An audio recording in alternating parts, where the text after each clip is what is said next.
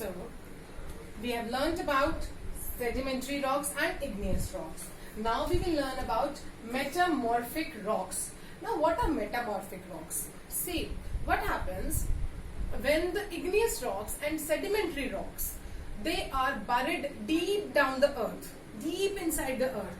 So after years and years, what happens? There is a change in their chemical composition. There is a change in the minerals. Okay, so a new type of rock is formed. Out of old igneous rock, a new type of rock is formed.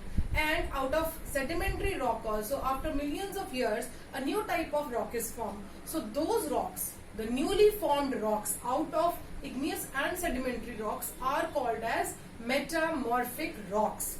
Why are they called so? See, what is metamorphism?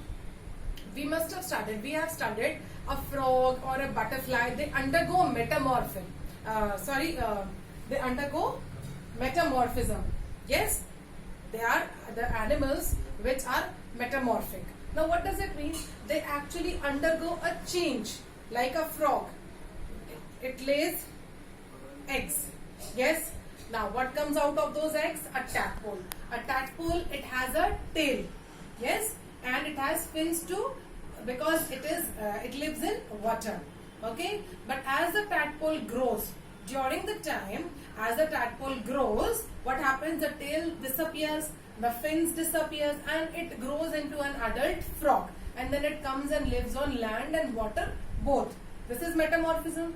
Yes or no? And now same in butterfly. A butterfly lays egg, and then a larva comes out, caterpillar comes out, and then the caterpillar hides itself inside pupa, and then when it comes out of pupa, after a few days, it becomes a butterfly.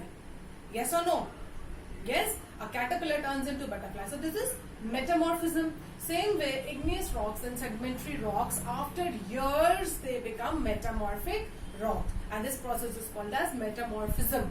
Okay, so now there are few rocks which actually are called as metamorphic rocks. So the first example is slate. Slate is the material out of which you all must be having slates at your home. We write on it. Yes, it's a black or grey colored thick material. Marble, we have marble floorings at home, gneiss and quartzite. So I'm going to show you the pics of these rocks. Okay, so that you can understand better. Okay, now as I've already told you, those new types of rocks formed are called as metamorphic rocks, and the first one is slate. Can you see this? Yes, this is slate. This is a dark colored rock. It's a dark grey shiny metamorphic rock. It is made by metamorphism of shale. You remember there was a black color shale sedimentary rock? Yes, it splits easily into thin slices. It can be splitted into slices.